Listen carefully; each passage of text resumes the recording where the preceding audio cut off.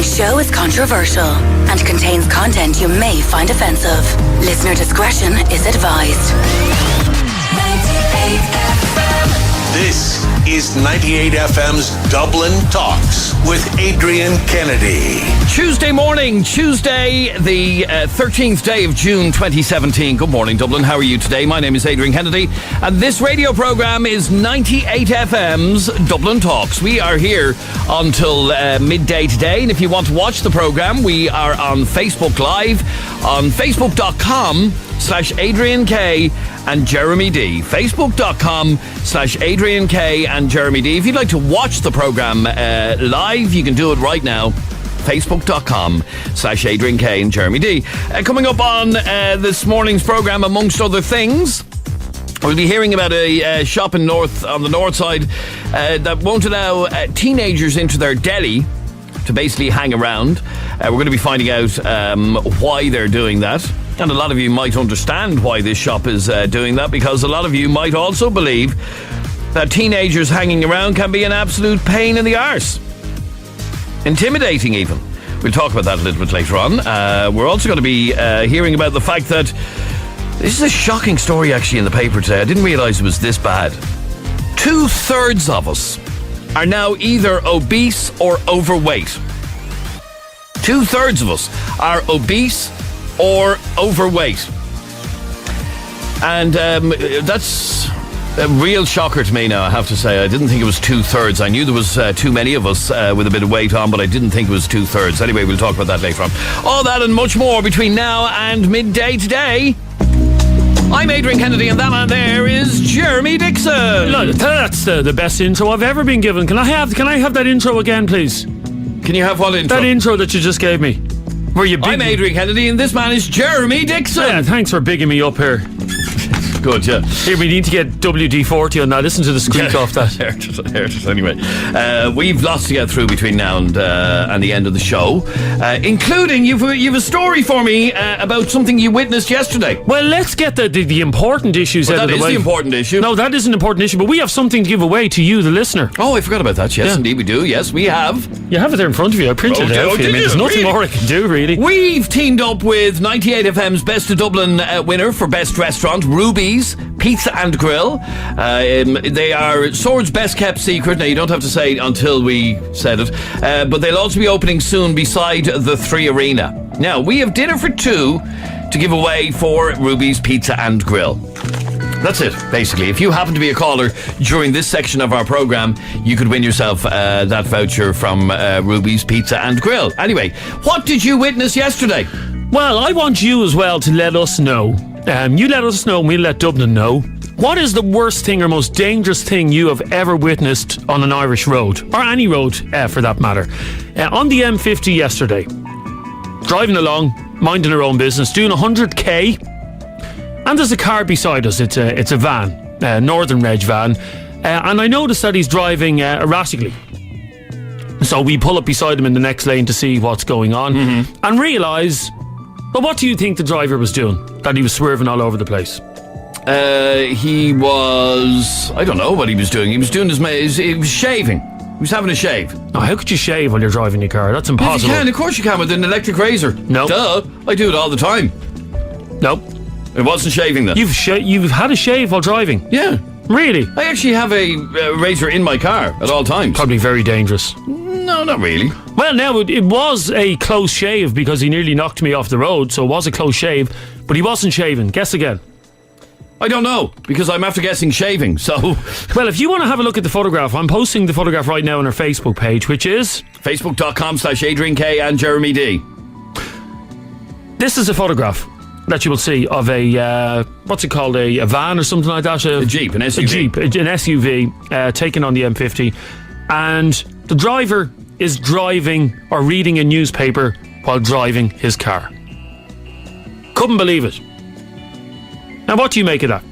It's fairly dangerous. Now, just to put this into context, this wasn't in heavy traffic. This wasn't in, like, bumper-to-bumper traffic. I don't think it matters whether the... Well, no, if the traffic literally wasn't moving, Then maybe. Oh, sorry, if he was stopped in traffic, then maybe you should be able to read the newspaper. But this was a car. No, I'm not saying you should, but it would be half excusable. Check out the photograph on our Facebook page now, facebook.com/Adrian K and Jeremy D. Facebook.com/Adrian K and Jeremy D. And you'll see the photograph that I took on the M50.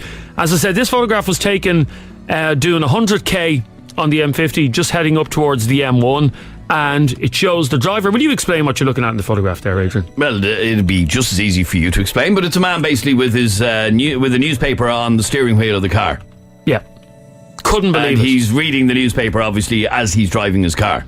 So we took a photograph of him as he was reading the newspaper because I was just in shock. And I make no... Now, before anybody says... let's get this out of the way. Before anybody says you shouldn't have been taking photographs while you were driving, it wasn't you who took the photograph. Can we just obviously clarify that? You can see by the photograph that it was taken from the passenger seat. But I make no apologies for putting this photograph up on this website or on Facebook, because here is the bottom line.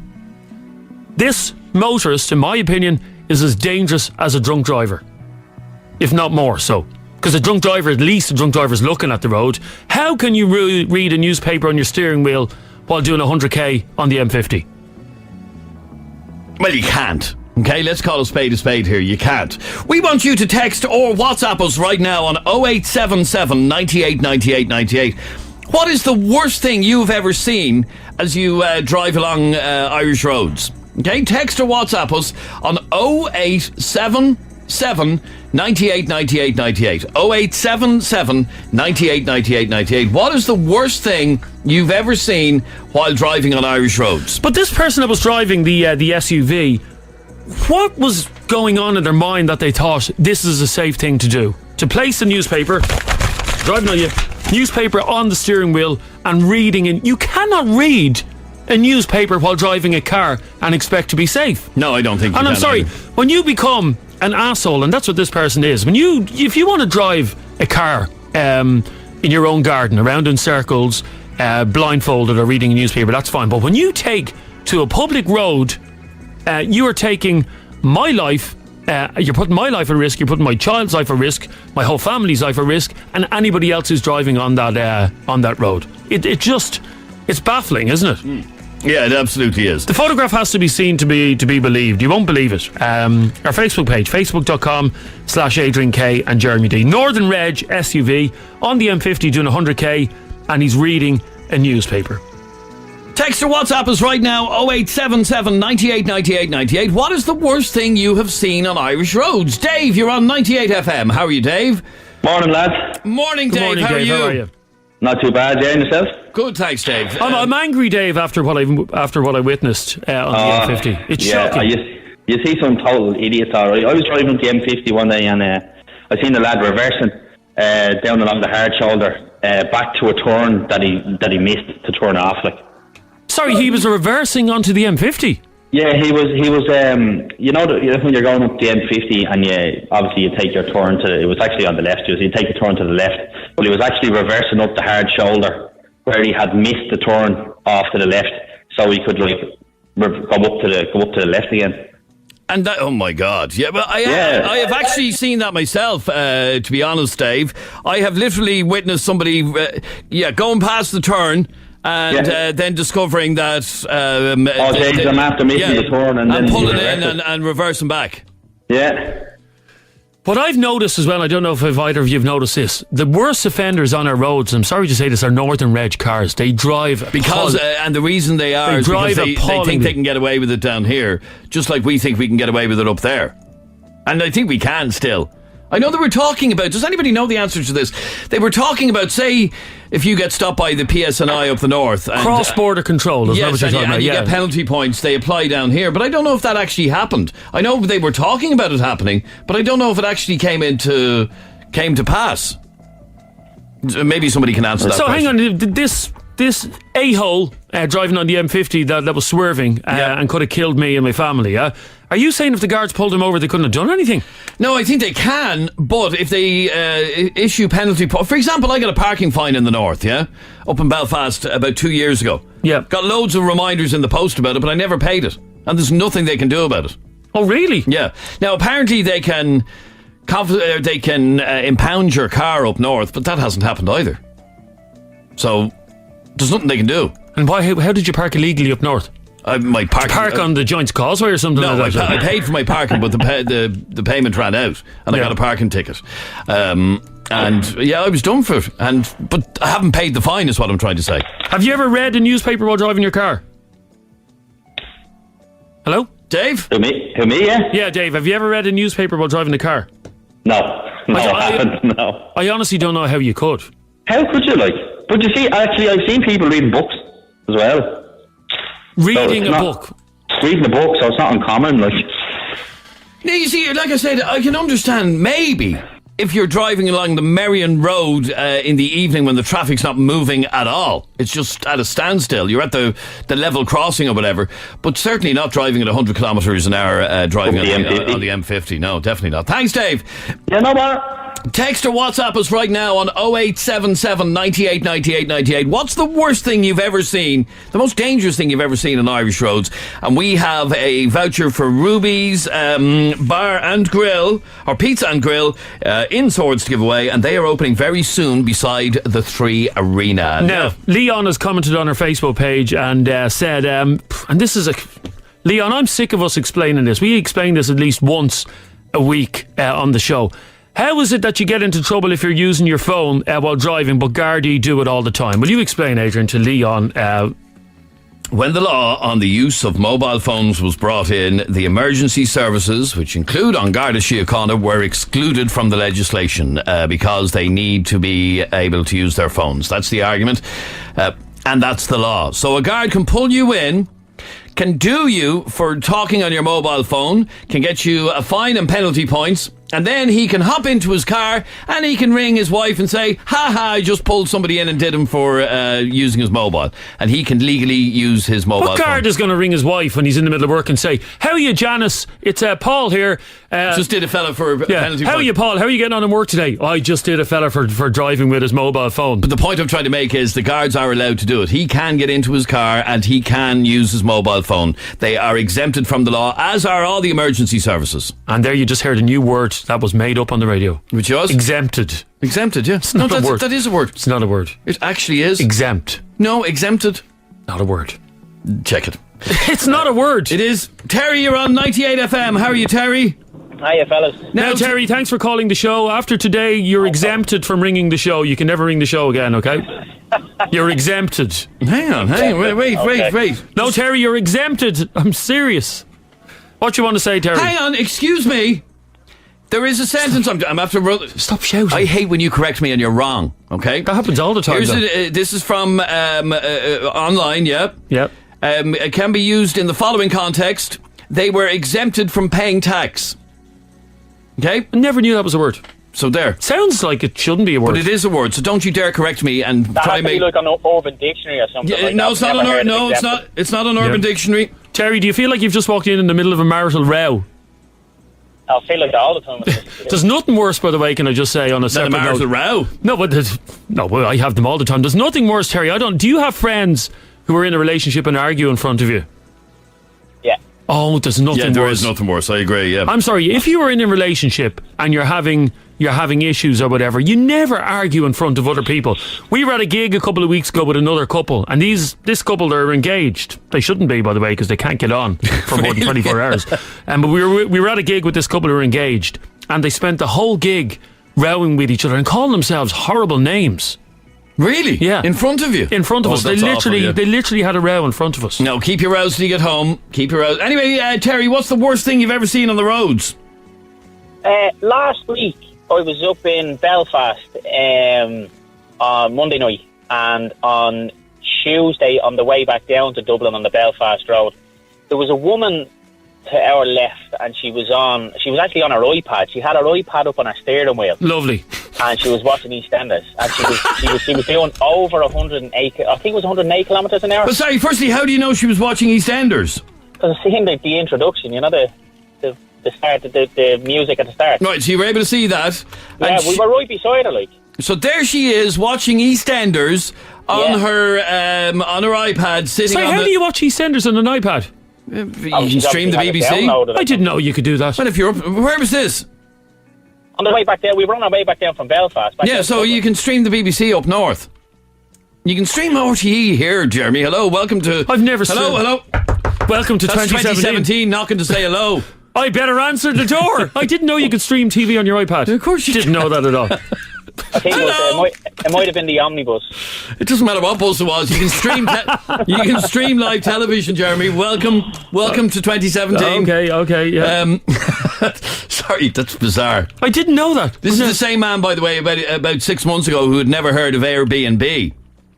Do you know what Airbnb is, Terry? Airbnb. Or Airbnb? Airbnb. No, I didn't know what it was. Terry, do you know what Airbnb is? I don't. No. Really? Yeah. Don't say what it is. I can guarantee. Stay there for a sec, Terry. Hang on. Turn off the music. Everybody know. Turn off the music. This is a bizarre conversation. This is serious business. Jeremy's very technical. He's very together and he's very now. And we were talking about booking accommodation on Airbnb, and Jeremy said, "What's that?" Yeah, I never heard of Airbnb. Put it to the listeners. I bet you most people of have heard. They actually Except haven't. you and Terry. Terry, you don't know what Airbnb is? Is it something got to do with the new air codes that have come in? That's what I thought. I have. If you put a gun to my head, It's to do with the new air codes. No. Sorry, everybody knows what Airbnb is. If you don't know what Airbnb is, I want to hear from you, because I find that bizarre that in 2017, again, come in, welcome. I haven't answered the door to 2017, obviously. Clearly not. Stay out there, 2017. I haven't. We're halfway through the year, like. Airbnb. Yeah. Terry, what age are you? He's old enough. 31. 31. Yes. So you're a young man in your prime. Very young. A virile young man, it could be said. Yeah. Yeah. And you haven't got a clue what Airbnb is. Haven't a clue. No, me neither. Well, you're 31. Well, Jeremy, you're older than 31. I'm 31 plus VAT. You're exempted from knowledge on this, okay? Exempted. Yeah. But in fairness now, Terry, you should know. You're only a young fella, like. Hang on. Explain to me what it is. Well, I will now in a second, but hang on. What do you think it is first? He thinks it's something to do with air codes. Your air code for your house, yeah? Yeah, something along those lines. As a matter of interest, do you know your air code for your house? No. No. Do you know anything, actually? Bar the fact that you know the intro to EastEnders because you saw a woman watching it on her iPad driving her car. And that you watched the omnibus of EastEnders. Hang on there for a second. Paul! There you lads. Paul, do you know what Airbnb is? Yeah, I do, yeah. Oh, come on, hang on there for a second. Brian, do you know what Airbnb is? Yeah, I do, yeah. Okay, good man. And Declan, do you know what Airbnb is? No. Okay, so we've Terry and Declan who don't know what Airbnb is, and Paul and Brian who do. So to the owner of Airbnb, is it owned by a person, Mr. B&B? I assume it is owned by somebody. You need to do a serious marketing campaign to get me on board, because 2017 is knocking and I ain't answering. I have no interest in answering. I have no idea. Declan, what would you think Airbnb could be? I don't know. No idea. Do you want to hazard a guess? Airbnb. A B&B, and there's air in it. I was like, This listening to you is educated. bizarre. No, it's not bizarre. Paul, can you tell these gobshites what Airbnb is? Yeah, it's for renting out your property. Yeah. So you can it's like, instead of booking a hotel through booking.com or one of them, Airbnb, you're booking somebody's house to stay in when you go on your holidays. So you can Airbnb like a house in Copenhagen, for example, and go and stay in somebody's house. I don't live in Copenhagen, though. If you were going on holidays. But why would I want... It's a brilliant site. It's Why would I want... Sorry, I'm sorry to say this, and I'm going to go out on a limb here. People that give their house to tourists are scum. What if they have a spare house? No, scum. What if they have a spare house? Who has a spare house? Oh, hang on. Firstly, you're being a little bit out of touch here. Airbnb is one of the fastest growing companies in the world because people are getting good rates and they can go and stay in expensive cities for cheaper rates. It's a great obviously service. I'm being facetious here, but who has a spare house? Hang on. Loads of people do. Just bear with me one sec. Let me check my back pocket here. Hang on. Paul, have you ever used Airbnb? No, my girlfriend's parents use it though. Yeah, I know people who use it all the time. It's a fantastic service. Anyway, Paul, what's the worst thing you ever saw on the roads? It was similar to Dave's there, except it was someone driving, reversing back down the motorway without being in the hard shoulder. Oh, what, literally in the middle of the road? Yeah, they just stopped straight in the middle of the motorway because they missed their turn and started reversing back. My God. About 10 of us. Didn't even go into the hard shoulder. No, just stopped straight there in the middle of the road. That is unbelievable. And Brian, what's the worst thing you ever saw on the road? Well, it goes back to when remember the 3 lanes came into operation on the M50. Yes. I was driving a van on the third lane, and a car kind of came up beside me, driving along, and I just popped my head looking in there because something couldn't grab my attention. And when I looked in, there was actually a woman changing a baby's nappy on the passenger seat. As she was driving the car. At about 100 kilometres an hour. So as she's holding onto the steering wheel, I'm trying to imagine this in my head, yeah? Yeah. So she's holding the hand, with right hand, and the left hand was over. Changing the baby's nappy. Well, was the baby not strapped in? No. Oh, Jesus. So this baby wasn't strapped in, was lying on the front seat of the car, and Mammy, in a one-handed operation, was changing the baby's nappy. Yeah. Now, in fairness, I'm a dab hand. I can change a nappy with one hand now as well. I can't change it with 2. No, really? I couldn't change it with 4. Really? Yeah. What? That's unbelievable. Firstly, that the child was in the front seat. Secondly, that the child wasn't even strapped in. And thirdly, that she was able to change the nappy with one hand. Yeah. Bizarre. That is unbelievable. Declan, what's the worst thing you ever saw behind the wheel? My nanny driving. Oh, just your nanny full stop? Yeah. She drives in the middle of the road, and whenever she sees a car coming towards her, she stops the car and turns it off completely. Waits for it to pass. Really? Is she that bad? Yeah. I was driving with her one time, and we were driving up to the church, and she drove into a pole, and we asked her what happened, and she claimed she had a blackout, but realistically, she was too afraid to see the car coming at her because it was coming too fast, she said. My God. What age is this woman? Hello? I think she's 70. Does she know what Airbnb is? No. She probably does. And Declan, what age are you, Declan? Hello? 14. Sorry? 14? Yeah. And you've never heard of Airbnb? No. 2017 is knocking. No, seriously, you people. Well, okay, hang on. I'd actually excuse a 14-year-old not knowing what Airbnb is. Yeah. There's no excuse for anybody over the age of 20, let's say, not knowing what Airbnb is. Look at the amount of people texting in. They all know what it is. Not everybody. Except you, well. Anyway, what else is happening in the news? There's loads of stuff. There's loads. Anyway, sorry, I need to address an issue. We put the photograph that I took on the M50 up on Facebook page, and there's war going on Facebook. Have you not heard me tapping away on the keyboard? Yeah, here? it's very rude of you, actually. Why? Because we're trying to do a show here, but go on. Yeah, but this is a multifaceted show. Do you like that word? Very good, yeah. Yeah, we're you're normally exempted from knowing big words. Yeah, this is an interactive show where we interact with listeners both on Facebook and radio at the same time. And there's people out saying Jeremy should be given 4 penalty points for taking that photograph while driving his car. Will you explain? We've already explained. Your wife took it from these people are stupid.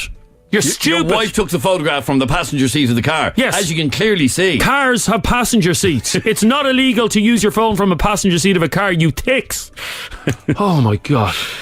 I have a question for you that I want you to answer after the break. What is the most important thing? We were talking about Airbnb and booking your holidays and all that, yeah? Because Airbnb is a website that you can book people's houses when you go away, okay? It's as simple as that. It's like hotels.com or booking.com, except it's for people's own houses.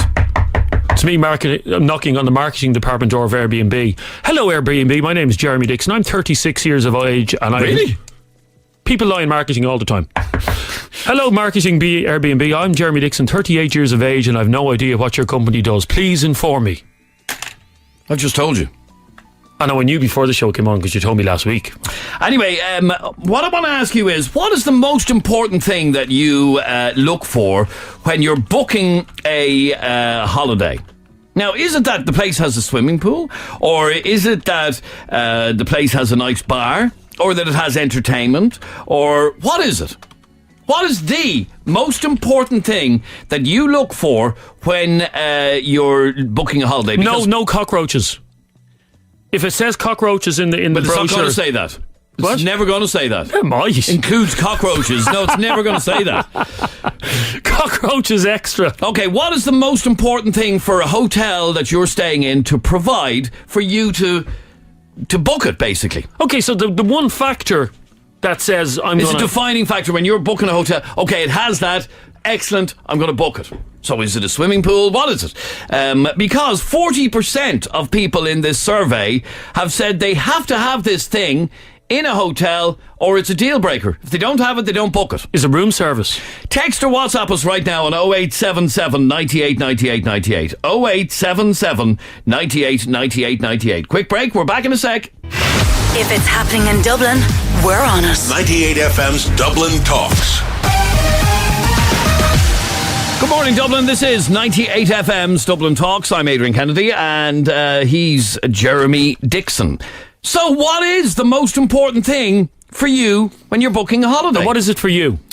It's a couple of things. Location. I would imagine a bar on site. A bar? Yeah. Mini bar in the room. A mini bar in the room? Just bars everywhere, basically. Yeah. You know what I love? And location for me is the most important. You know what I love, ladies and gentlemen, in a hotel, and I've only ever stayed in a hotel once that had it. A hotel that has a swim-up bar. Oh, yeah. You know where you're in the pool. Yeah, and you're swimming swim up to the bar. And you can literally, you don't have to get, because I hate getting out of the pool to go to the bar to get a drink. That annoys me. Yeah. Just swim up to it. But I remember staying in a hotel in Lanzarote, and it had a bar that you can swim up to. And you get it in a plastic cup. So you literally don't have to get out. And you sit and they have the little stools in the pool. The stools in the pool. Yeah. And the lilos that have the little hole in them to put the cup into. And you just sit there. Yeah. Okay, it's not. They're your two favourite things rolled into one: sunbathing and drinking. Amy, what's the one thing you have to have when you're booking a hotel? The hotel has to have. I always look for it to have an iron. An iron? Yeah. Very important. I know it's really weird, but I'm sorry. when I'm packing, I need to know that there's an iron in the hotel because I need to know what I'm going to wear. And why do hotels say you're on booking.com and you're looking at such and such a hotel? Will it say in the list of things that it has an iron in the room? Yeah, like if you go into the facilities, I know on TripAdvisor and booking.com they do. If you go into facilities, it will tell you. Well, majority of the time, if they don't tell me, I'll ring them. Yeah, well, wait till I tell you this now. I think it was last year an EU ruling was passed that will ban hotel rooms for having irons in them, I believe. Why? Because it's so dangerous. Because what was happening was this lady that we're talking on the phone now was ironing her blouse and then going out for the night and leaving the iron plugged in, and the rooms were going up in flames. But that would be the same as the hair straightener. No, because same as a hair straightener. No, it's the exact same thing. As what? As a hair straightener. And do you use one of those on holidays as well? Oh yeah, I couldn't go away without a hairdryer and a hair straightener. Oh, well, anyway, someone can correct me, but as far as I know, an EU ruling about a year ago has now banned people from having irons. But that's clearly not true, because I was in a hotel only 2 weeks ago that had an iron in the room. So that's absolute rubbish. Are you sure? It has one of those irons, and you know the trouser press, little unit. Yeah, and it pulls down. Yeah, pulls down, and away you go. By the way, I've never ever used made up that story. I probably I did, just actually. think that they're very important. Like, because you buy clothes and then obviously you roll them or you like tuck them in your suitcases. And by the time you get on holiday, you can't wear them. So if you don't have an iron, you're kind of screwed, basically. Okay, so an iron. By the way, if you packed your bags properly, you wouldn't need to iron the clothes. If you folded your clothes properly, yeah. Jesus, I mean, do you not know how to fold a skirt, woman? No, I actually wouldn't. It would be my mum's job to do that for me. Can I ask you a question as a woman? Yeah. How many pairs of shoes do you bring with you on holidays? Oh God, I'm literally only back from Portugal and I brought like 7. Scum. I only went for a week. Yeah, this was going to say, how long were you in Portugal for? 7 days. Yeah. So you had a different pair of shoes for every day. And I I kind of end up wearing the same. I did. I guarantee you didn't wear. Ones a lot. You didn't wear all 7 though, did you? I did. I made sure I wore them, even if it was just for a picture. I had murder with my wife when we went away on holidays last year, because she insisted as well on bringing about 6 pairs of shoes. She had to bring a separate case, a carry-on case, just for the shoes, which could have been. That's what I had to do as well. Oh Jesus! Well, this case could have been used for like essentials, like sun cream, but no, she had. And I said, "You're not going to wear 6 pairs of shoes on holidays. You couldn't possibly." And did she wear 6 pairs of shoes? No, she wore 1 pair of sandals. There you go. Yeah, 1 pair. Well, I have to say, when I went out with my boyfriend, he only bought 2 pairs, but actually bought 3 pairs over there. So it was the same thing. It's the equivalent of me bringing 7. No, ridiculous. Here's some other things that people like in a hotel. It's an essential. A hotel has to have a gym. Yeah, that's me. Really? Yeah, I've said this before. I always just go for a bloody walk. What? When you're on your holidays, if you want to get a bit of exercise, just go for a walk. I'm not going to get gains by going on a walk. You don't get muscles like this walking. Yes, you do. No, you don't. But you can get fit walking. What else do people want when they are on their holidays? Location. A lot of people saying that. What else have we got? Location is in what? Yeah, there's if you're going to a city, say that it's in the centre of the city. No, I remember staying in what's that place in Gran Canaria where all the Irish people go for Christmas? Hills, loads of hills. Puerto Rico. I remember booking a hotel in Puerto Rico, and you had to climb up like Mount Everest just to get to the hotel. You know, like Puerto Rico is all on a hill. Yeah. And I booked a hotel, and like it's the top of the hill. Yeah, top of the hill. But here's the number one thing. The number one thing that people need when they're booking a hotel is... By the way, just on that Puerto Rico hotel, yeah? Yeah. Have you ever tried to walk up a hill after drinking 1.5 pina coladas on a night out? No, have you? Have you ever tried to climb a hill after 1.5 pina coladas? Why did you not finish the second pina colada? That's what I want to know. Because you know with a pina colada, when you leave it in the glass for too long, it starts to... what's the word? The cream in it churns. Is that what it is? Yeah. But anyway, the number one thing that people need when they're on holiday isn't an iron, isn't a hair straightener, isn't a swimming pool, isn't any of those things, isn't good service, isn't good location. It is Wi-Fi. Yeah, over 40% of people said the hotel has to have Wi-Fi or I ain't booking it. It's a deal breaker. Now, I have to say, I'm nearly in that category myself. Yeah, but roaming charges are now a thing of the past. Only in Europe. But if you're going to the States or if you're going to Australia, you need Wi-Fi because roaming charges very much still apply in those countries. It's only in Europe that roaming charges are gone. Everywhere else, they still exist. Finally, a text message about this and says, Jeremy, you would love the Cambry Park. Where's this, Adrian? It's a hotel in... Cambry Park. Well, whatever. Yeah, what about it? Or you would love the Cambrils Park. It is a family-orientated hotel that has a bar that you can swim up to. To that texter, I love the idea of the swim-up bar where I can drink me 1.5 pina coladas. It's always 1.5. Never drink 2 on holidays. Okay. But family-orientated holidays, sorry, for scum.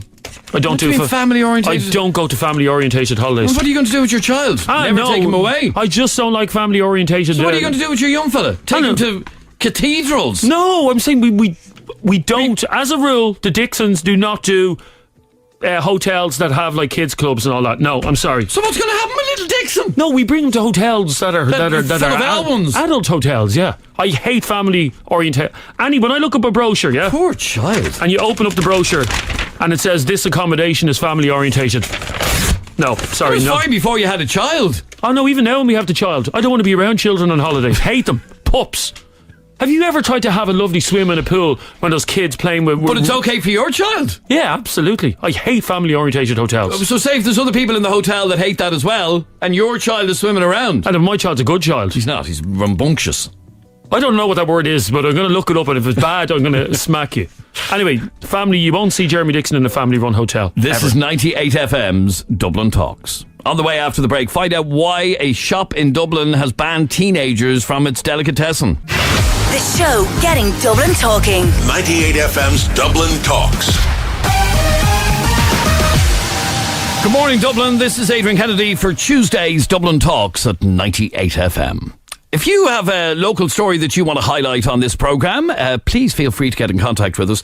Anything and everything to do with life in Dublin we want to hear about.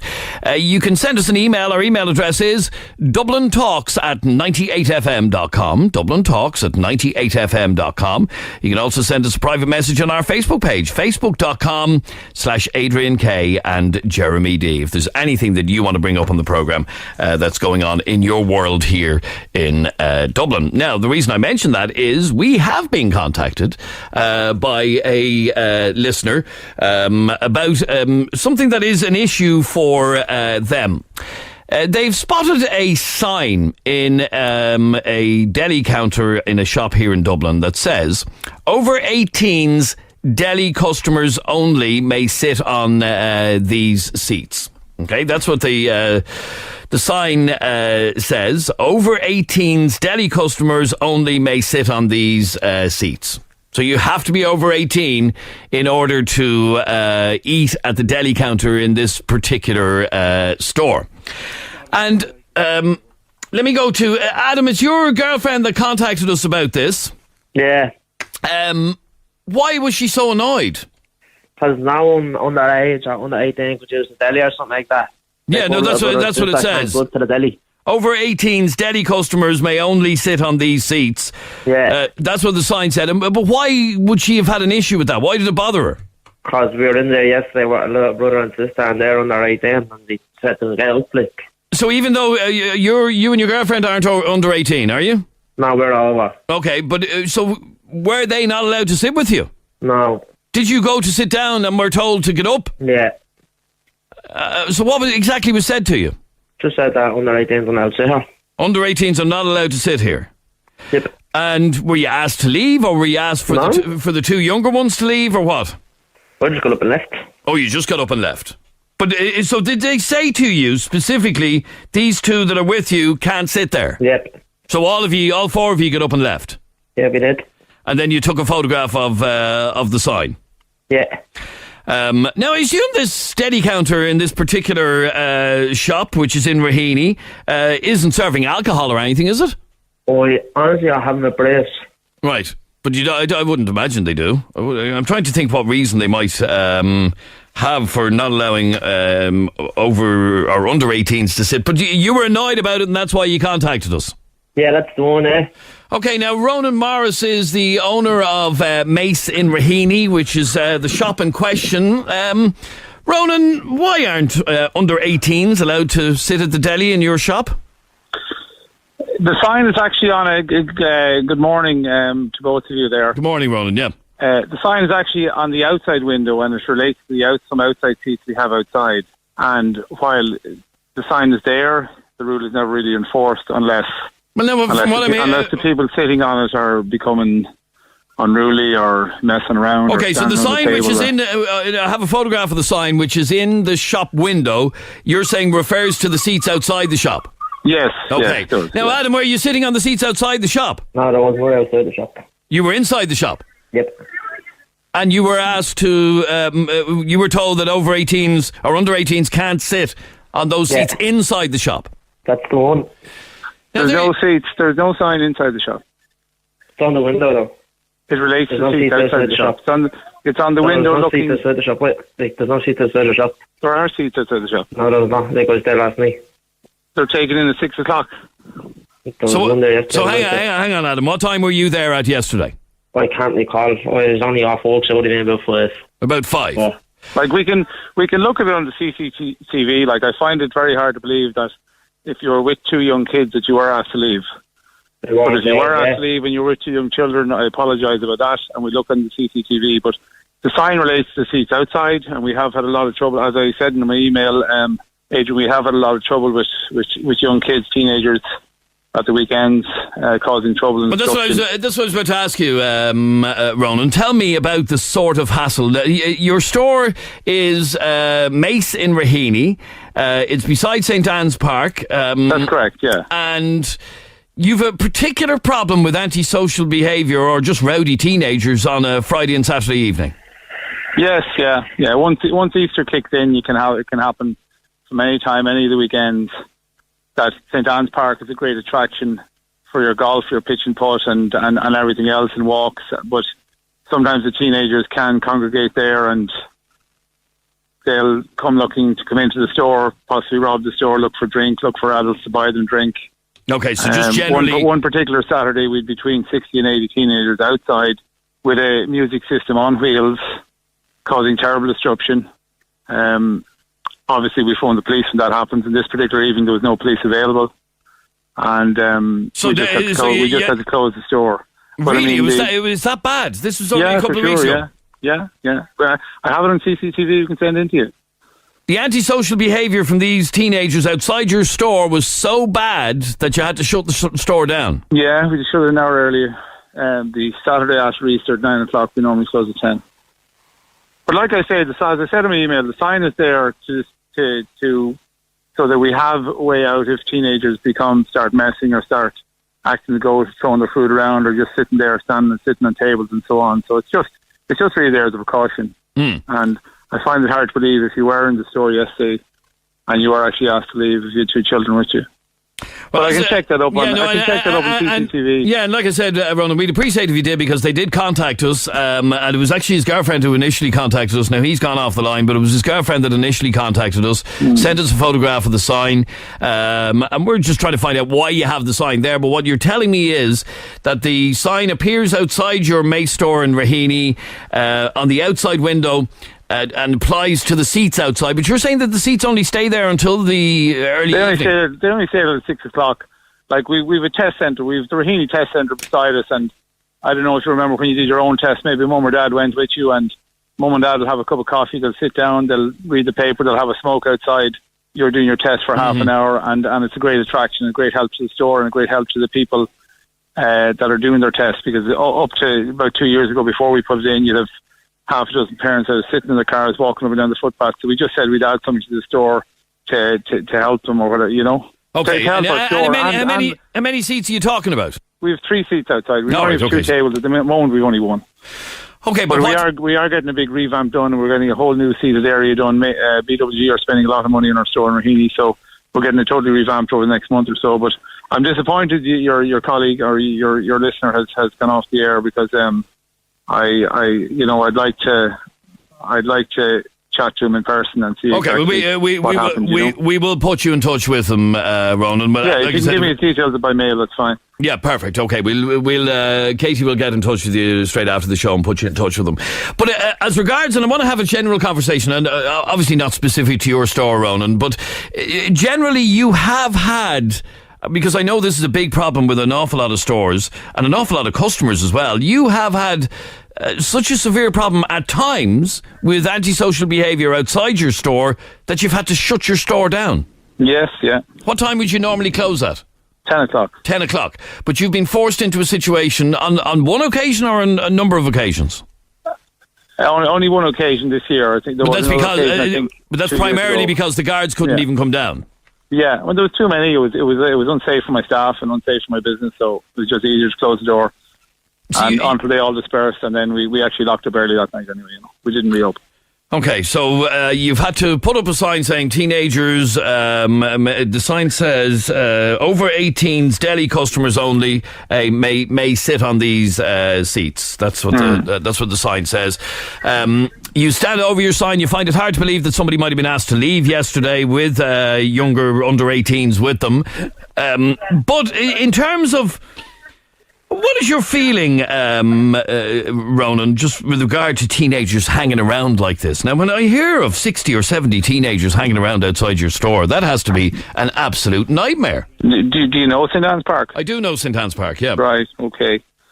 I mean, it's 60 or 70 teenagers in St. Anne's Park is a small enough group, but when they congregate outside one particular area, it becomes a big group. But they have these raves. I mean, there was a rave advertised, I think, on social media, and they gather from everywhere: Colester, Donamead, Darndale, Coolock, Kilbarrack, all the local areas, and they just congregate in there. And I suppose if they get fed up there, they'll move somewhere else. And we'd be the nearest shop to the park, so we're the first port of call, All right, Ronan, we're going to start a conversation just about, the problems that people have with teenagers congregating outside of shops. Well, we appreciate you taking our call here at 98FM. Thanks very much indeed, Ronan. No problem, thank you. That's Ronan Morris, who is the owner of Mace in Raheny. And I'd love to hear from you on this, on 6797981. Mace in Raheny is not the only store in Dublin that has a problem with teenagers congregating outside the front door. In fact, it happens nearly everywhere. And a lot of people find that congregation of teenagers extremely intimidating. Now, the teenagers mightn't actually be doing anything, but just even to have them there in a group is intimidating. Anthony, you're on 98FM. How are you, Anthony? All right, how are you? Good, thank you. What did you want to say? Well, I think this policy of not allowing under 18s in until a certain time is disgraceful, and that place should be boycotted. Should be boycotted? Yeah. Boycotted for what? For this policy of not allowing under 18s in until a certain time, because not all teenagers are antisocial. So it's kind of wrong to tar them all with the same brush. Right, so, no, it doesn't tar them all with the same brush. It's just basically, I mean, it's the same as a bar has certain rules. You can't allow an under 18 into a bar. Surely somebody is entitled to allow in whoever they want to sit on their seats. Yeah, but all it's going to do is just annoy people. I mean, say if I went down there with my young nephews and they weren't allowed in, I'd be absolutely furious. Right, okay, so boycott the store. But John, you believe that this store was 100% right? Adrian, look, as far as I'm concerned, sorry, I'm just looking for my other earpiece here. Look, as far as I'm concerned, Adrian, it's company policy. You know, that's it. You know, they don't want a whole load of kids in there hanging around, probably not buying, you know, very much of anything. It's company policy. That's the beginning and middle and end of it, you know. That's it. Simple as that. They're entitled to ban under 18s from their store. It's their premises. It's their premises. It's their business. They reserve the right to, you know, prohibit anybody they deem fit from entering their premises, or eject anybody that they seem fit from, you know, their premises for whatever reason they deem necessary. Absolutely. Okay, well, do me a favour. Stay on the line there for 1 second, John. And Anthony, hang on there. I'll come back to you in just a moment. 6797 981 will get you straight through. Live and exclusive to Dublin's 98FM, Monday through Friday between 10 and midday. This is Adrian Kennedy. You're with 98FM's Dublin Talks. And Trish is here with Tuesday's top headlines. Thanks, Adrian. A derelict site in Dublin has been given a €1.4 million facelift with the creation of 11 new apartments for homeless people. It's an initiative by the Peter McVerry Trust, which took over St Agatha's Court as its biggest project yet. A section of the N7 near Naas has topped the list of locations for speed camera fines for a second year. Figures seen by the Irish Times show motorists caught at Green Hills at Kill paid out over €202,000 in fines to the end of September last year. Fairview came in second place, followed by Kill West, with the Phibsborough Road also making the top 5. Several people, including a police officer, have been injured in a shooting at a railway station near Munich. Police say a handgun was used during an operation just outside the German city earlier. One person's been arrested. And Liam Gallagher says he still loves his brother Noel despite their feud. The pair have been involved in a long-running row that re-erupted recently when Noel didn't turn up at the Manchester benefit gig. And now you're up to date on 98FM. 98FM. This is 98FM's Dublin Talks with Adrian Kennedy. Tuesday, June 13, 2017. Good morning, Dublin. My name is Adrian Kennedy, and this radio programme is 98FM's Dublin Talks. We're in the middle of a discussion about teenagers congregating and gathering outside shops. This happens all over the place. In one particular store near St Anne's Park in Raheny, they've had to put up a sign basically saying that over 18s Deli customers only may sit at these seats. So they basically banned under 18s from hanging around. The problem has been so bad for this particular store that on a Friday or Saturday evening they've had between 60 and 80 teenagers just hanging around, turning up their music, disrupting their usual evening trade. On one occasion they had to close the store early as there was no Garda available to deal with the issue. So while the sign is there, anybody can use the seats provided they behave. That's what the stores say. John was saying that this store is 100% right. And John, obviously you would like to see more stores doing the same and literally banning kids from congregating. Look, like I said, right, any business, you know, has the right to enforce its own regulations in relation to matters like this.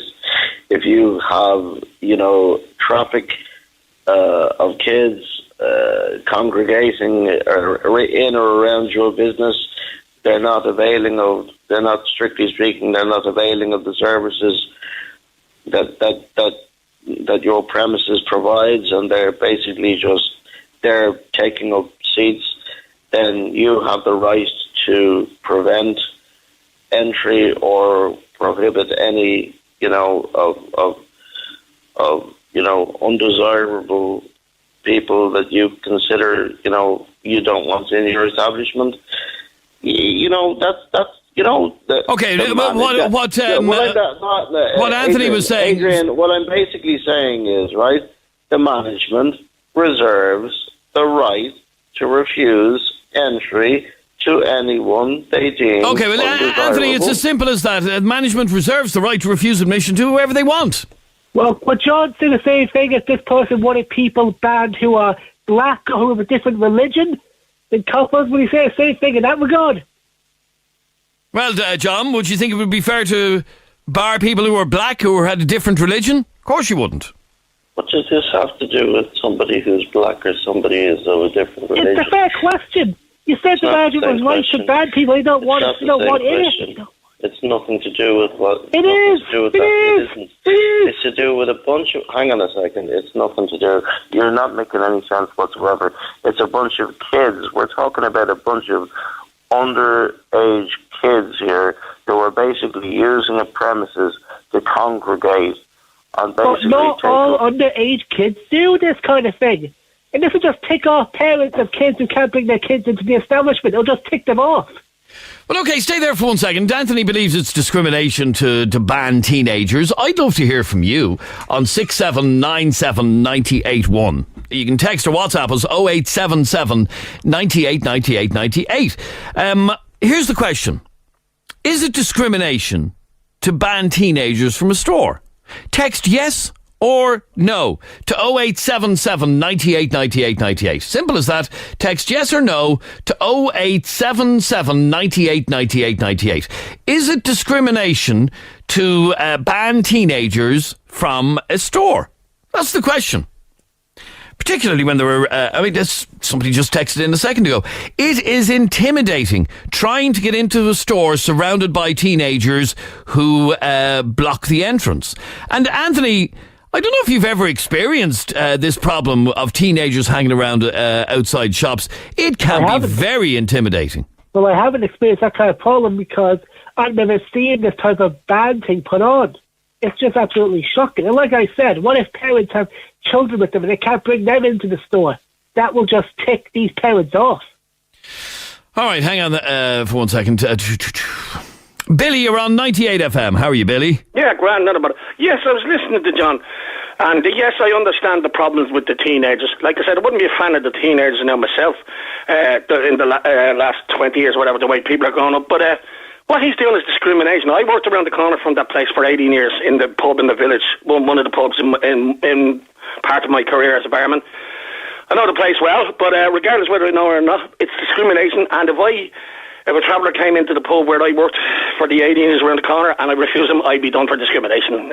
And that man should be done for discrimination, regardless of whether they're causing him trouble or not. Yes, I do sympathise. I understand the problems he's having, but you can't put those under 18s.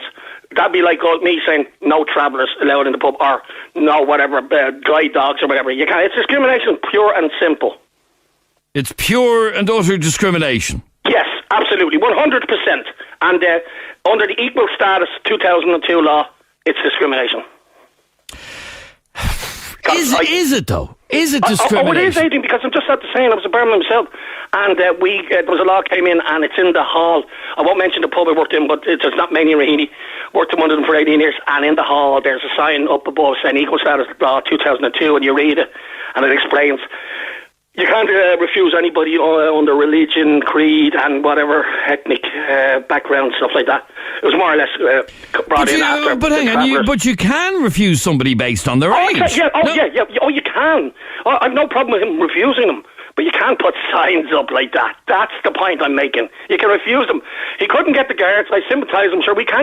Half of us can't get guards at the time. And yet we're told that we'll be okay. Hang on for 1 second, Billy. Are you trying to tell me that it is illegal for a premises to say we reserve no under 18s on these premises?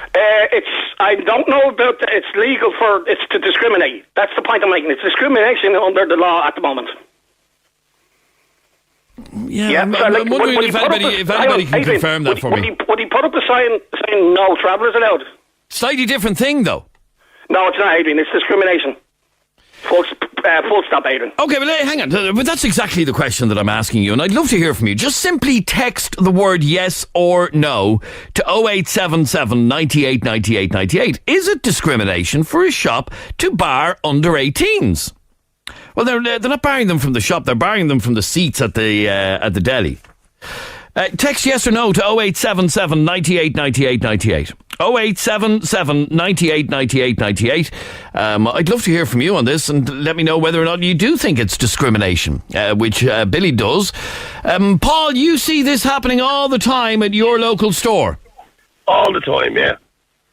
Go on, describe what happens outside your local store. Like, there could be 3 or 4 different things, like Debs, pre-Debs, then they have house parties, and you could get anything up to 300 of them congregating in the car park. It's, listen, I just drive in, get what I have to get and drive out. But Jesus Christ, talking to the shopkeeper, the man is just at the end of his tenor, like, you know what I mean? And this could happen maybe 5 times a year. And as far as the discrimination... Sorry, say that again? As far as the discrimination is there, Yes. that's bullshit. It's not discrimination. Whether they're black, white, Chinese, travellers, whatever, if they're teenagers and they're unruly, he has the right to refuse them. But Billy's not arguing the right to refuse. Billy is arguing the sign saying over 18s may at the Deli. Over 18s Deli customers only may sit on these seats. That's what the sign says. That's up to him. The management have the right to reserve. I know the pub Billy walked in. I know Billy. Them people that Billy that's not allowed in there, the teenagers, are the ones who's going down to this man's deli and causing all the shit. Like, if they were allowed into the pub, would Billy have them in the pub causing crap? You know what I mean? They're under 18.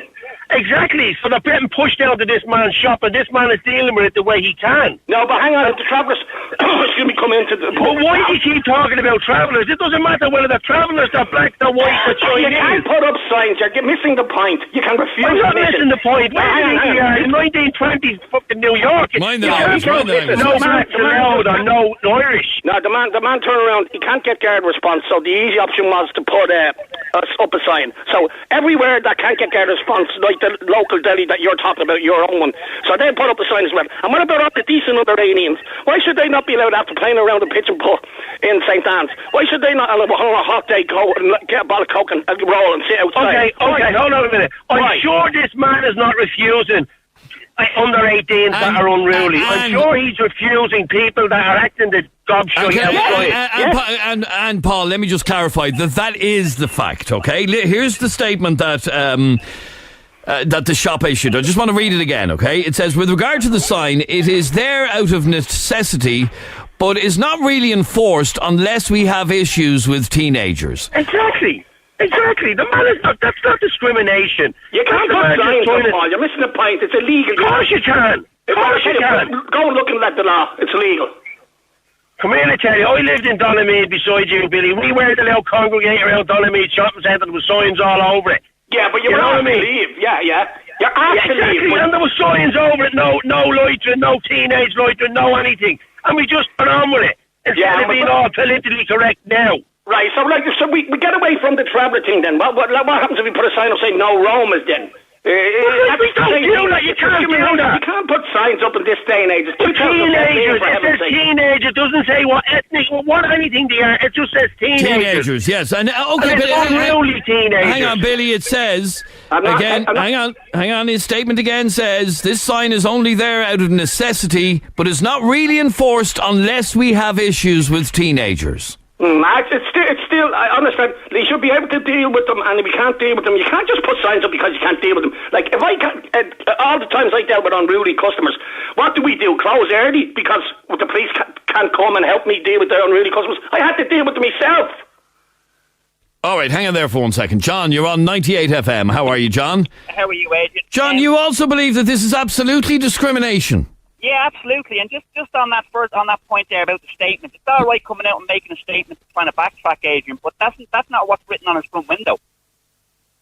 No, a sign says over 18 Deli customers only may sit on these seats. Yeah, so why didn't he put on that only in cases where they're being unruly? He just put a sign up saying no one under the age of 18, and then to come out and make no, but listen to what he's saying. He says that it is not really enforced unless we have issues with teenagers. Then write that on the sign. Why didn't he write that on the sign? But surely he is allowed to decide who he wants as a customer and who he doesn't want as a customer. That's fair enough, Adrian. And I apologise to raise the kind of make it a big issue. But we all see what's happening on the news, unfortunately. And if I was a shop owner and said, you know what, I don't want every single Muslim in Ireland in my shop because of these unrulies that are coming over here and making a hard time for us. What would people say to me? You know, it blows out of proportion, I know, but it is the same.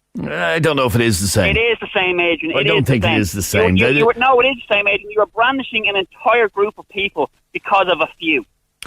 That's what he's doing. Paul, what would you say to that? You're brandishing by saying no over 18s may sit on these seats. You are brandishing a whole group of people. You may as well be. It's the same as putting up a sign saying no Muslims welcome in this shop. Come in and tell you see a couple of kids with golf clubs that walk in there under 18 and they want to have a cup of coffee or a can of Coke or whatever. I wouldn't say that man enforces that rule at all. He has to earn a living. It's only because you get 30 or 40. Come here. It's the same with the Spanish students, for Jesus' sake. They're like a gaggle of geese.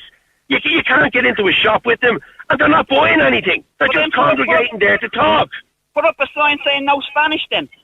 Well, it's teenagers covers the multitude. Teenagers covers the whole human race. You are not going to put up a sign saying no Spanish people. You're not. Exactly. That's why he has a sign up saying no teenagers. It covers half the population. And as far as you're concerned, Paul, he has every right to do that. He's well within his rights. Well, hold on a minute. You get 30 of them coming into the shop. You can't see them on the cameras. They're picking up this, they're picking up that. So what? What do you mean, so what? You get 30-odd Spanish coming into the shop picking up stuff. You exactly. Don't You do. Oh, you do. You do. Oh, you do. Oh, you do. If you get that man back on there, he'll tell you exactly. I've seen it happening in shops. Don't get me wrong. I don't care whether the shops get robbed. I don't care what happens. There's nothing got to do with me. I'm just telling you what I've seen. And I know the way it works. You're not the only person with eyes. I've seen things too, you know. I've been in shops. We've all been in shops. We were all teenagers, and I think I was a teenager when all this kind of hate against teenagers started because we hang around in large groups. Have you ever asked the question, why did they hang around in large groups? And why? What's your answer to that? That's not their problem. No, but what's nothing to do? John, what's your answer to that? Why do they hang around in big groups? Because unfortunately, Adrian, it's bigger than the shop. It goes to council level, then it goes to government level. They do absolutely nothing for them, Adrian. Absolutely nothing. Oh, so there aren't enough facilities provided for them. Is that the reason? Blame the government again. There's nothing. Well, I can blame them for a lot of things. But I understand that, but that's the easy card. Blame the government. We've nothing to do. Will you get a grip? Will you? Hold on a minute, right? Hold on a minute. A lot of these young fellas and young ones are of the age of 15, 16, right? They're probably at an age where they're still too young for work. So they can't work. So what else are they meant to do when they come out of school? Stay at home on their computers. If they done that, people will be complaining. So they get out of the house. And what do? They hang around with their friends. When you're that age, you have a big, massive group of friends. Well, you're not supposed to. If it's a law, you're not loiter. What? You're not supposed to. What am I not supposed to? What are you not supposed to? You're not supposed to loiter. Loiter. Will you stop? Let me just, can I just clarify, just with regard to discrimination, okay? I'm just reading the legislation, okay? If the provision of accommodation, access to education, provision of goods and services, the grounds on which discrimination is outlawed includes the age ground. So you can't discriminate against people based on their age. So perhaps it is illegal to have a sign banning people from sitting in a seat if they're under the age of 18, unless you happen to be serving alcohol. When maybe you can do that. Let me just bring in one last call, and that's you, Christy. You're on 98 FM. How are you, Christy? Hi, Adrian. I was just there with the call. Deli there, walked behind the bar. I wasn't going to ask Deli, right? His pub, did they never have a sign saying over 21s? Or have you ever been in a pub? Because I have where you see signs saying over 21s only. Mm. Yes, loads of us have, yeah. Yeah. Where the, what happens if you lads have been out playing pigeon pole, they want to go in and get a thing? If they had went into the pub, coming back from the pit, they're playing pigeon pole or football or whatever, and went into a pub and they were only 18, they'd have been told, no, sorry, you're not getting served, you have to be over 21. And what's the point you're trying to make, Christy? That it's illegal to do that as well?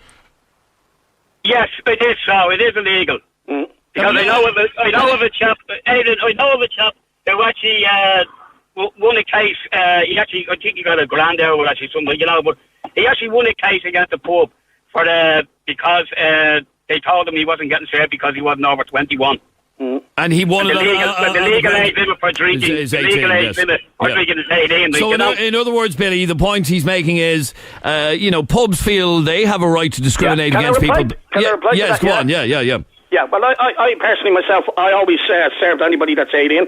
I'd always look for they showed me ID, a card or something, I'd just throw it back and laughed. Okay, that's in your case, but you will be aware, Billy, that some premises do try to have. I would. And the time I was a barman, I've left now the trade 10 years ago, but I was in it for about 27 years altogether. The time I was in it, there were signs up like that.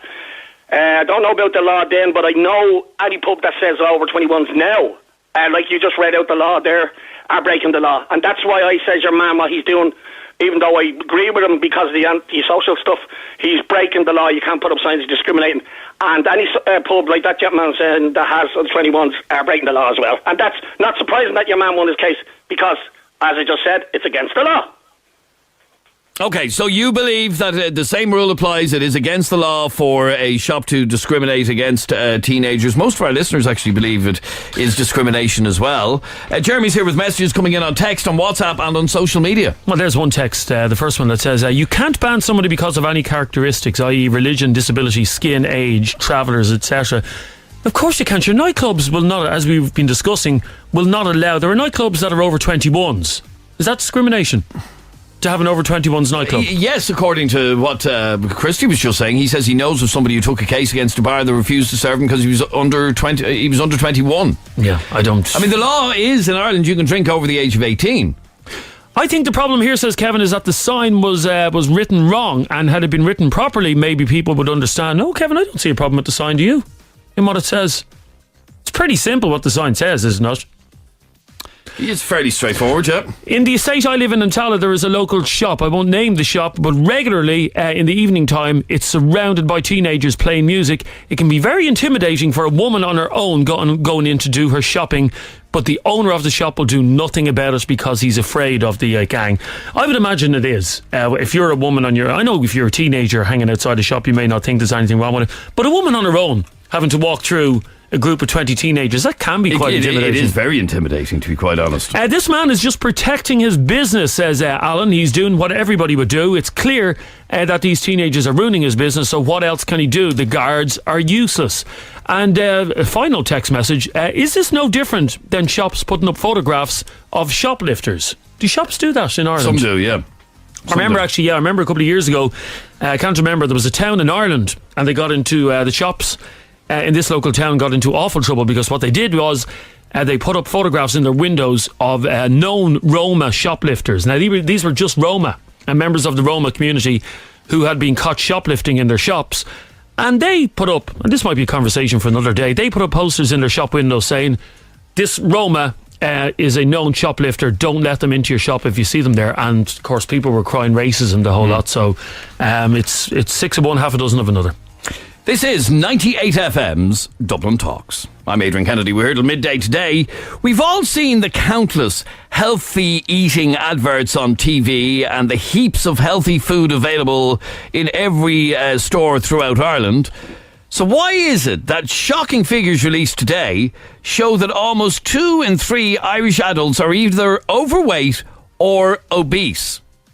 Pretty unsettling figures for a country which once had the lowest rate of obesity in Europe. These figures, front page of one of the newspapers today, 2/3 of us are either overweight or obese. Experts have warned that the rising health pandemic is leading to surging rates of diabetes and heart disease in Ireland. Now, the study showed that nearly 1/3 of the world's population is overweight or obese, but in Ireland, that's 2/3. 61% of Irish adults over the age of 20 fell into the life-endangering category of overweight or obese. Experts said that the surge in obesity levels has become a disturbing global public health crisis, but no worse than here in Ireland. 61% of us are overweight or obese.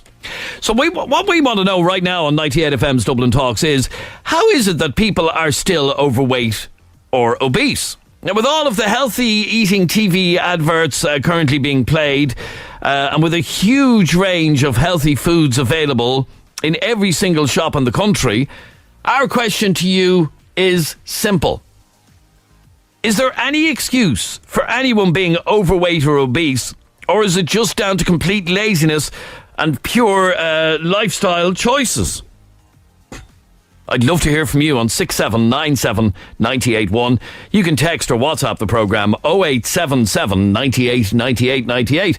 Gav, I'm going to talk to you straight after the break, but you are sick of the PC brigade here. Yeah, making this out to be normal and okay. Yes, so normalising obesity. It's an epidemic. It's a danger. It comes along with a lot of health warnings and a lot of diseases that life-threatening to go along with it, and it's been made normal. It's been normalised by the PC brigade. Okay, well, do me a favour, Gav. Stay on the line there for 1 second and I'll take a very quick break. I'll come back to you in just a moment. This is 98FM's Dublin Talks. With Adrian Kennedy. Good morning, Dublin. I'm Adrian Kennedy. This is Tuesday's Dublin Talks at 98FM. Shocking figures today show that almost 2/3 of Irish adults over the age of 20 have fallen into the category of overweight or obese. Now, I have to be honest with you. I am in the category of overweight, not quite in the category of obese. And I was doing really well. I'd lost a load of weight. And then I give up cigarettes and I'm after putting it all back on again. So I'm back on the treadmill, pounding the treadmill out of it to try and lose it again. It's just an ever-continuing struggle. And it all goes onto my belly. But I had done really well to the point that people were starting to notice that I'd lost weight. Give up the cigarettes 3 months ago, and in the last couple of weeks, it's just all piled back on again. Without me doing anything, without me really changing anything. So I understand how a lot of people feel about this. Gav, your point on this is that you are sick of the PC brigade. I am. Meaning what? I mean that for years this has been coming. We've been getting warned for years that we're quickly becoming the fattest nation in Europe. And for years, anyone who was overweight was criticised. It was put down to bullying, it was put down to this, it was put down to that. Fat shaming is one word that gets used. Fat shaming is not... Fat shaming is a word that really annoys me, because pointing out the obvious isn't shaming. It's somebody that's overweight. It's somebody that is unhealthy in their size. And for years, people go, big is beautiful. If you're happy in your own skin, so be it. And I understand where they're coming from, but at the end of the day, it's sending out a message to younger people that it's okay to be fat. It's okay to be obese, and it's not. It really isn't. I'm a personal trainer myself, and I deal with people that have these issues on a daily basis, and I see people who have got to a point where they have made themselves so unhealthy that they need to do something quick, very quick, or they're going to develop diabetes, they're going to develop heart disease if they have not already developed it. And that is down to people being convinced that it's okay to be fat. Okay, so this normalisation, and we've seen, for example, plus-sized models being promoted and being encouraged.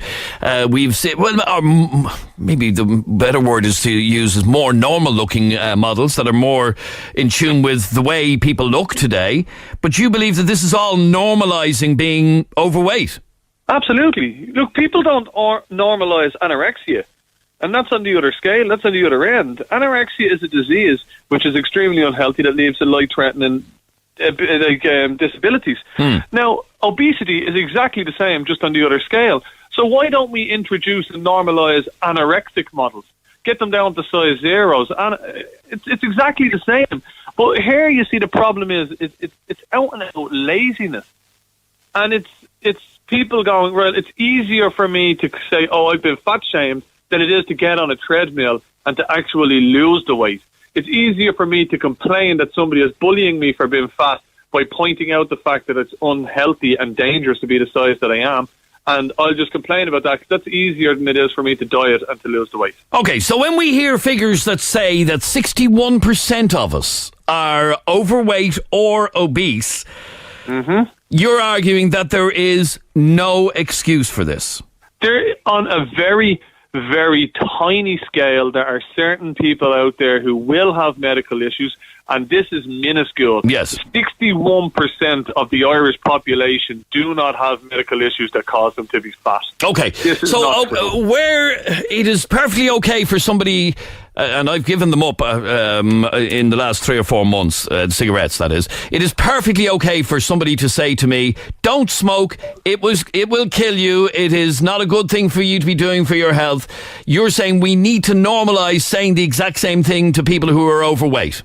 Well, absolutely. All right. At the moment, smokers have to stand outside by themselves to have a cigarette, whereas fat people are brought into restaurants and there's Eurosaver menus and there's meals for half price and there's 2 eat for the price of 1. And it's exactly the same. It's been absolutely... It's been seen that smoking is such a major contribution to cancers and heart disease and lung disease. So people said, right, you can't smoke inside, you can't smoke in the workplace, you got to smoke outside. And there's been so many things to help people stop smoking. Yet there's more things enticing people into restaurants to eat food and to eat these fatty foods and sugary drinks. And it's almost like we're a nation that have turned our back on one health problem while we fight another. Okay, so when you hear expressions like fat shaming, I could argue that while I was smoking, I was smoker shamed. I was told by people regularly, that's disgusting, you want to stop that, you want to give it up, I don't want to have you around me if you're smoking, all of that. I was smoke shamed. So you're arguing that we should be able to fat shame. Absolutely. It should be a thing that's... I'm trying to say this in such a way that I'm not... Okay, over the last, say, 10 or 15 years, it has become extremely antisocial and non-cool to smoke. Okay? Absolutely. So you want the same sort of attitude to prevail where it comes to being fat? Absolutely. And the thing is, like, I've noticed it with my own friends and people that I know, people that I work with. It got to a point there, and it's kind of starting to turn now where the fitness industry is starting to thrive. And, you know, I do see that people are starting to try and lose the weight. But for a big number of years there, it was cool to be fat. It was funny to have the belly. You saw the big lad in the pub with the big bear belly, and he'd hold the belly and he'd joke about being that size. And, that was funny. And people laughed at him, oh, he was cool. And now it's not. It's totally wrong. And the problem now is those people 10, 15 years ago who were fat and laughed at the fact that they were getting fat are now having children. And their children are growing up with the same habits that they had. And now they've got little fat children who have absolutely no say about what they put into their body or the sports that they're doing. That's all down to parenting. And the parents are filling them with crap food and not allowing them to exercise. Their calorific deficit is through the roof. They're burning nowhere near the amount of calories that they're taking in. And now we have not only a nation of fat adults, we are a nation of fat children. And it's very evident when you go to any schoolyard around the country and you see children who are bursting out of their school uniforms in primary schools. And that's not fair. All right, stay there for 1 second. Let me bring in some more calls on this. 6797 981. 61% of us are overweight or obese. And that is just a shocking figure for a small little nation of Ireland, of ours. When I was a kid growing up, we were all scrawny little things. And now we're all huge. Is there any excuse for being fat? And is there anything wrong with using the word fat? Should it be okay to fat shame? And as I said, over the last 20 years, it's been perfectly okay to smoke shame, to tell people, ooh, that's horrible what you're doing. Ooh, you want to give that up? Oh, don't be doing that. And smokers have just had to learn to live with that. Aisling, you're on 98FM. Hi, Aisling. Hi, how are you? Aisling, you yourself believe there is no excuse. No, and I would actually be in the 61% of the obese people. So, I mean, I don't think there's any excuse. I put the food into my body. Unfortunately, I love my food. I've tried to think of every excuse. And you can think of no other excuse except that it's your fault. No, I can't think of it. I mean, I've used the excuse for years that I had a son who was very medically ill, and I spent a lot of time in hospital with him. But I mean, that's absolutely no excuse, because I could have ate healthy in there. You know what I mean? People say sometimes you comfort eat. I eat because, like, I want to eat. I'm heading to Slimming World tonight again for the fourth or fifth time. I'm going to try again. But I mean, it's up to me. It's my choice. It's it's my fault. I can't blame anyone else. No, and it's an argument I've always used myself about smoking. I smoked since I was a young fella. Yeah. In the last 4 months, I've managed to give them up again, and I say again because I've done it before. This time, I'm very determined to stay off them. But I blame nobody but myself. Nobody. I don't even blame addiction. I blame the fact that I just didn't have the strength or the willpower to give them up before that. That's exactly it. I have no willpower. If I could maybe wire my jaws shut, if I could just cop myself, I need a good kick up the arse, basically. And I'm sure, Gav, you find that quite refreshing to hear, do you? Somebody who is overweight saying, "This is hands up, this is totally my fault." No, that is brilliant to hear. And, if she needs any help, or if she can pass my number on to her, and by all means I will help her if that's what she wants. But the other thing is, another excuse that's been thrown around is the expense. It costs too much to eat healthy. It does not. You go into Aldi or Lidl and you've got fruit and vegetables on the 49, 39 cent deals. It's cheap. You can get 2 steaks or chicken fillets or turkey breasts for up to €4. It's not there. It's okay, not so you can't even, people can't even use the excuse that I can't afford decent food. That's absolute rubbish, is it? To me, it just cries out laziness. It's just unfortunate that since the Celtic Tiger came around and the boom, just such laziness has been instilled on the Irish people that don't want to do anything.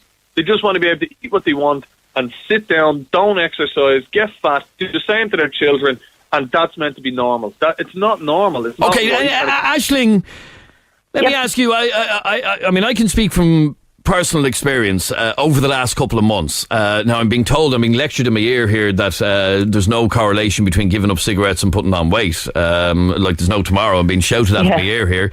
Yeah. I had lost a load of weight. I'd lost 1.5 stone, and I was delighted with myself, and my belly had gone down and whatever. I gave up the cigarettes. Nothing in my life changed. I wasn't eating anymore. And I've put on a lot of that weight back on again. I felt like I have put it back on again. I was away over the weekend and I felt like a fat fool, and that's the God's honest truth. Gav, it can be very frustrating for some people. But the thing is, now, can I ask you an honest question? Yeah, go on. What happens is, a lot of the time when you're asking people what they're eating for their diet, they'll give you what their meals are. Yeah. And they'll say, I eat these meals and nothing has ever changed. And then what happens is you see them 6 weeks later, they've put on 1/2 stone, and you say to them, right, listen, have you eaten any different? And they'll tell you again, they'll swear down to the ground. So you're asking me, have I been snacking? Have I been having bars any more or less than I ever have done? And the thing is, what happens is when you stop smoking, you have cravings, and you will replace your cravings. And you replace your cravings for cigarettes with something else. It might be a biscuit, it might be, a muffin here, it might be a bit of extra sugar in your coffee or your tea. And slowly these things creep into your diet. You don't even recognize that you're doing it, and you're taking these new things on to replace the cravings that you've lost with the cigarettes. The simple answer I can give is not to the best of my knowledge. I don't believe I have I'm eating any more than I ever did. Or you haven't increased your portion size? No, definitely not. No. Well, look, these are things that maybe you've... I can't answer that. That's a scientific question. A lot of the time what I would have people do is to make sure that they have a pen and paper, and everything that they put into their mouth they write down. And therefore you cannot forget. So if you even have one biscuit, you just write down on the paper, one biscuit. And eventually then you will see at the end of a fortnight or at the end of 3 weeks, you'll look at it and go, oh my God, I actually am replacing these cravings with a lot of stuff that I didn't even realise I was taking in myself. Right, okay, but as I said, it just adds to the frustration. I am desperate. No, I can understand it is extremely frustrating. Yeah, because I had done very well. Loads of people had noticed that I'd lost weight, and then it all starts piling back on again. And no, I'm not going to go back into cigarettes just to lose the weight again. John, you're on 98FM. How are you, John? Hello, John. Yes, John. Again, John, you are overweight and diabetic and knows it was all your fault. Oh, yeah, it's my own fault. Like Coca-Cola didn't come in and tell me, here, lad, drink that stuff, you're not going to get fat. Chippies didn't come up here and say, eat loads of fish and chips there, you're not going to get fat. I'm overweight, I'm diabetic, I'm going to die young, I'd say. And in hindsight, as you look at yourself with diabetes, as a result of your weight, I assume, do you feel... and this is the God's honest truth, because sometimes I look at myself, and I did over last weekend when I was away. I was sitting out in the sun, and I felt like a fat fool. I really did. And I'm saying that about myself. Did you feel the same way? Or do you feel the same way? I hate the summertime because my sweat gland was mental. I can't help it, and you'll be just around it. So I know a lot of people, friends of mine, that are the same as myself, and it's very embarrassing. But there's nothing I can do about it. But there is something you can do about it. Well, maybe not your diabetes. There is something you can do about it. Get up off my arse and start walking. And that's exactly the point. And this is the frustrating part, Gav, from your point of view as a trainer. It is frustrating to see people like this, because there is something they can do about it. There's so much everybody can do about it. And even yourself, you said that you're pounding the treadmill. That's brilliant. And fair, all credit to you. And helping and doing that type of exercise will help to increase your metabolism, and that will help for the weight to fall off. But as that man said there, and all credit to him, he's after admitting that he's the problem. But this is the laziness instilled in people. He finished off his paragraph by saying, and there's nothing I can do about it. And that's a mentality. But in the same breath, he knows there is something. John, you do know there is something you can do about it. Oh yeah, since I started a new job, I've lost 3 stone because I'm doing I'm driver, but I'm doing manual work. I've lost 3 stone in 2 years from work, and all I have to do is just. There's a lovely big walk where I live. If I get up, just a matter of getting up, and when I'm finished work, go down and do my walk. But every time I go to do it, it's just, I'll do it tomorrow. Okay, but why haven't you gone to the gym? I've tried gyms and everything too before, and I tried Slim Board and everything. And what is it, John? You just didn't stick at it, is it? I didn't stick at it, and then when I didn't stick at it, then I got depressed, and then the only way I could feel better was and then it becomes a vicious circle. All right, do me a favour, Gav, stay on the line there for 1 second if you can, please. 6797 981 is our telephone number. Over 60% of us are overweight or obese. Is there any excuse for that? If it's happening in Dublin, we're on it. 98FM's Dublin Talks. Good morning, Dublin. This is 98FM's Dublin Talks. My name is Adrian Kennedy. We're in the middle of a conversation all to do with the fact that 61% of us are either overweight or obese, which is a shocking figure. It really is. I knew we had a weight issue here in Ireland. I didn't think it was that bad. I didn't think it was 61% of us. Nearly 2/3 of us are overweight or obese. That really is scary. I mean, I think back to when I was a kid, you never saw a fat person. You just didn't. Never. And at that time, when I was a kid, we had the lowest rates of obesity in the whole of Europe. And now we've one of the highest. Graham, you're on 98FM. How are you, Graham? How are you, Adrian? How's things? Graham, you have tried everything to lose weight. Everything. I done Uni Slim, Weight Watchers, Slimming World, and I even tried that lipo trim diet. It's just shakes you take. Now, you do lose the weight, but I find when you go back eating the wrong stuff, you pile the weight back on, you know? So, so you try, but it ends up going back on invariably. Is it because you go back into your old habits or your old ways? It's the old habits and old ways, Adrian. You hit it on the nail on the head there, definitely. I always, Monday is my day, you know. I'll try it Monday, every Monday, you know. And so again, we're asking the question today, is there any excuse for people not losing the weight or for people carrying weight?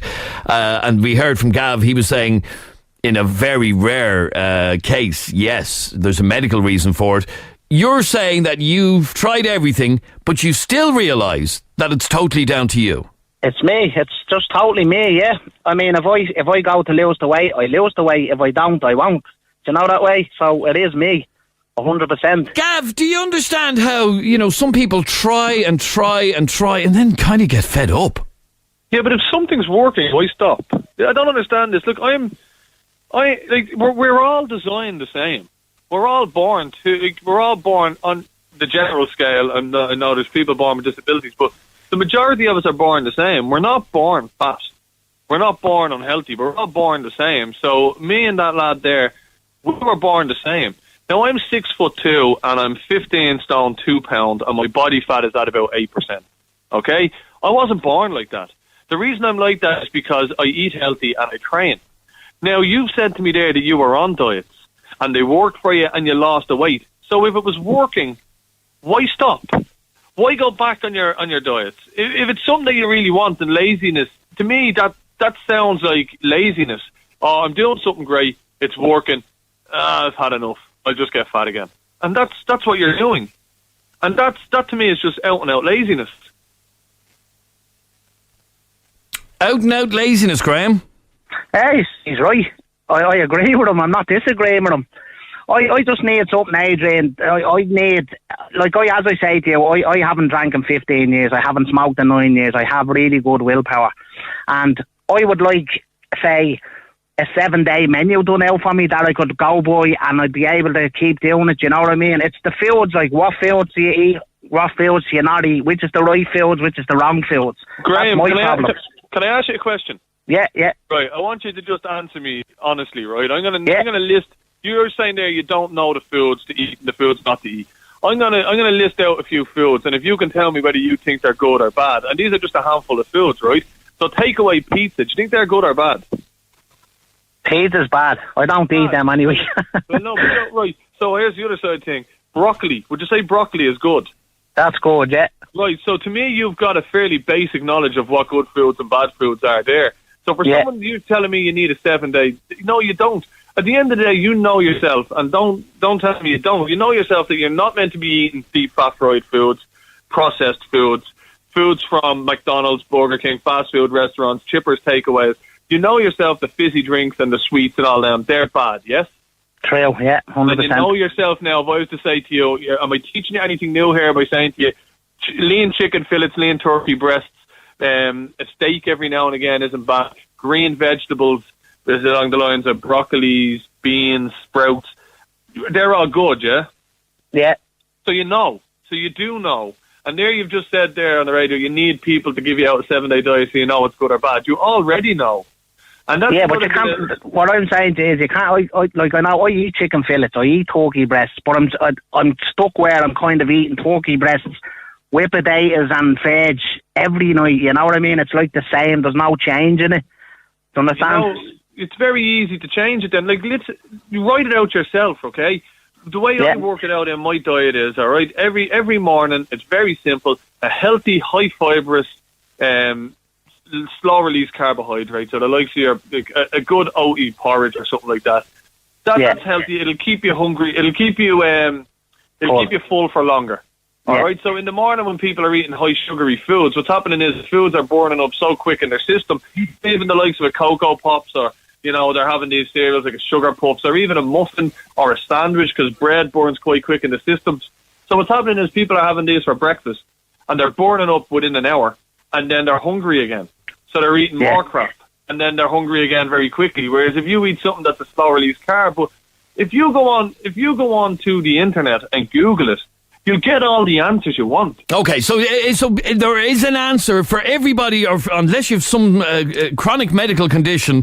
For most people listening to us right now, the question we've been asking is there an excuse?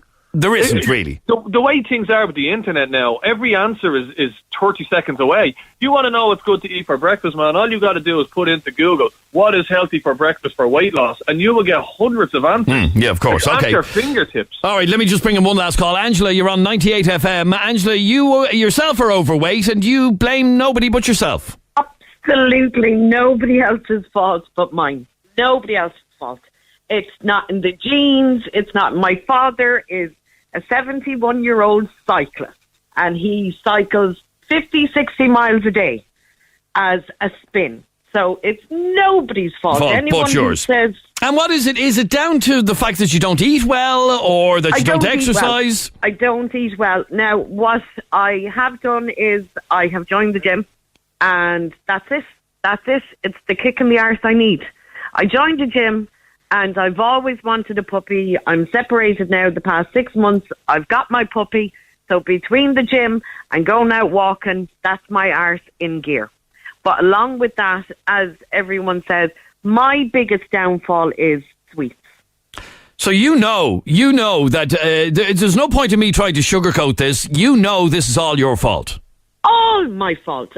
Going back 15 years ago, I lost 4 stone going to the gym and eating properly. Okay. And it all crept back up again, and I can do it. So you know you can do it.